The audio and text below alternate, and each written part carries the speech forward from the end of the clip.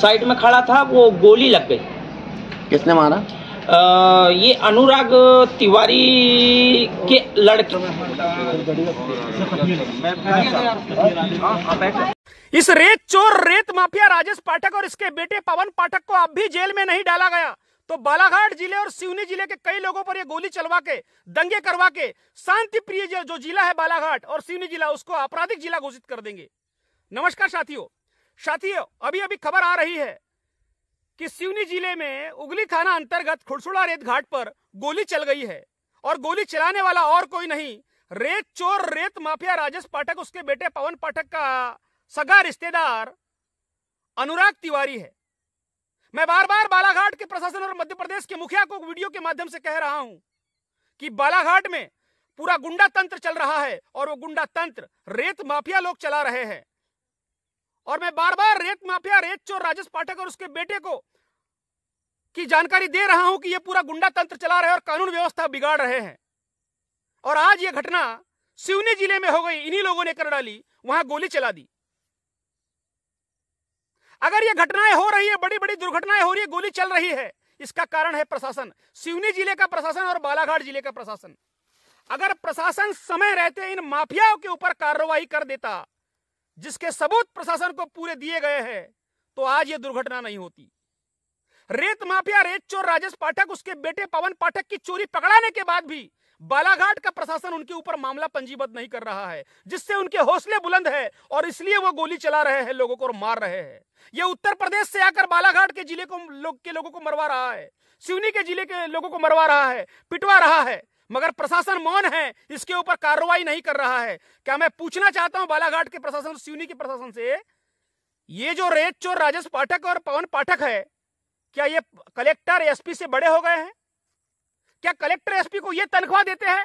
क्या बालाघाट और सिवनी के कलेक्टर एसपी इनके नौकर है या जनता के नौकर है जो इनके ऊपर मामला नहीं बना रहे? इनके खिलाफ तमाम सबूत मैंने बालाघाट प्रशासन को दिए हैं, कलेक्टर को दिए, एसपी को दिए हैं, फिर इनके ऊपर कार्रवाई क्यों नहीं कर रहे हैं? इस माफिया के बेटे की गाड़ी पकड़ाई है चोरी में, उस पर मामला नहीं बनाया गया। बार बार गाड़ी पकड़ाने के बाद मामला नहीं बनाया जाता है। प्रशासन इनको बार बार बचा रही है, इसलिए इनके हौसले बुलंद है और ये गोली कांड कर रहे हैं। और न जाने बालाघाट में और सिवनी जिले में अब ये कौन सा कांड करेंगे। प्रशासन की मेहरबानी के कारण ये पूरी घटना को अंजाम दिया जा रहा है। पूरा गुंडा तंत्र में परिवर्तित कर दिया है बालाघाट और सिवनी जिले को। अभी कुछ दिन पहले रेंगा टोले में इसी रेत माफिया रेत चोर राजेश पाठक पवन पाठक के आदमी नरेंद्र राजपूत के साथ में एक घटना हुई है। वहां पर आपसी भिड़ंत हो गई थी, किसी के गांव में रात में जाके घुस रहा है मारपीट करने के लिए। ये किस तरह का तंत्र चल रहा है? अगर ऐसा ही है तो बालाघाट के और सिवनी के प्रशासन ने सामने लिख देना चाहिए कि हम नौकर रेत माफिया के हैं, जनता के नहीं है। तमाशा बना दिया है।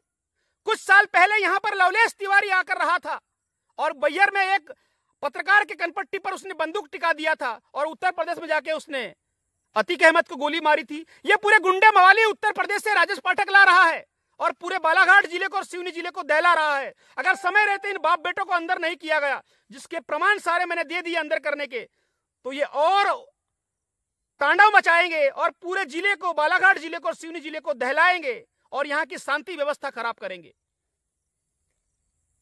ये लगातार अपराध करते जा रहे हैं, इन पर प्रशासन मामले पंजीबद्ध नहीं कर रहा है, इसलिए इनके हौसले बुलंद है और ये घटना पे घटना किए जा रहे हैं।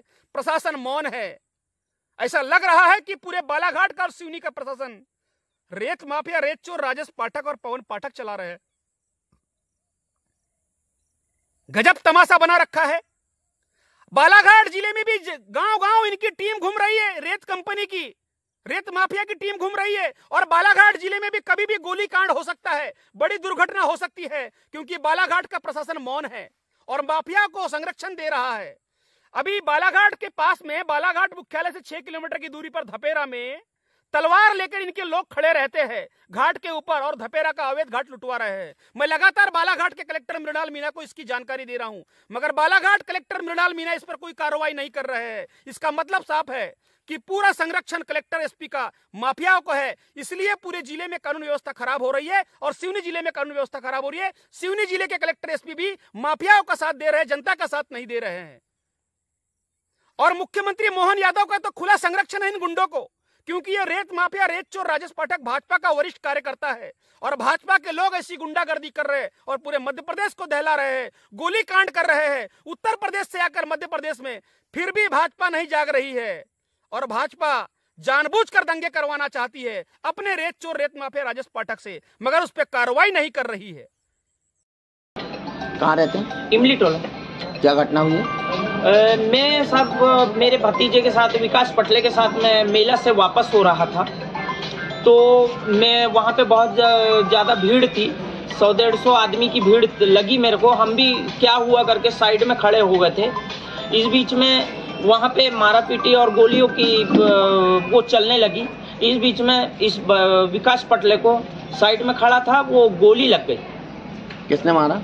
ये अनुराग तिवारी के लड़के हैं, ऐसा वहाँ के लोगों ने बोला, लेकिन हम नहीं जानते हैं कौन अनुराग तिवारी है और कौन किसने मारा, वो हम नहीं जानते। लेकिन वहीं के रेत खदाने के आदमी बता रहे थे कि अनूप तिवारी का ही लड़के हैं। कहाँ की घटना है ये? ठीक हिर्री नदी के ऊपर की बात है। गांव का नाम? इमली टोला। किन किन के बीच में वहाँ विवाद चल रहा था? वहाँ पे दोनों पार्टी थी वहाँ रेत खदान की। उन लोग ये बोल रहे थे कि हमने खदान लिया है, हम चलाएंगे। वो कह रहा था कि हम पहले पिछला पूरा पेमेंट कर दीजिएगा, उसके बाद खदान चलाएं। ऐसा उनका विवाद चल रहा था। वो कितनी गाड़ियाँ रही होंगी वहाँ पे? लगभग में 4 व्हीलर थी वहाँ पे, 20-25 4 व्हीलर से कम नहीं थी, 25-30 4 व्हीलर लगभग में थी और मोटरसाइकिल लगभग में 200-250 मोटरसाइकिलें थी। मेला स्थल में या मेला से बाहर? नहीं, मेला से बहुत दूर, 1 किलोमीटर दूर, मेन रोड पे, इमली टोला के किनारे, हिर्री नदी के ऊपर।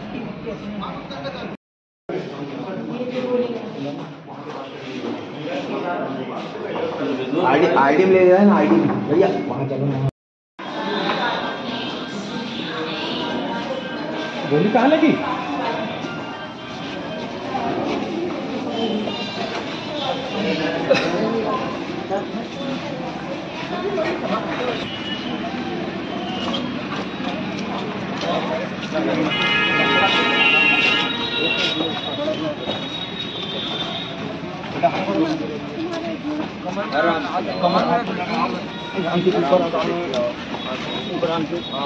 कमर में हाथ डाल के उठा, कमर में हाथ डाल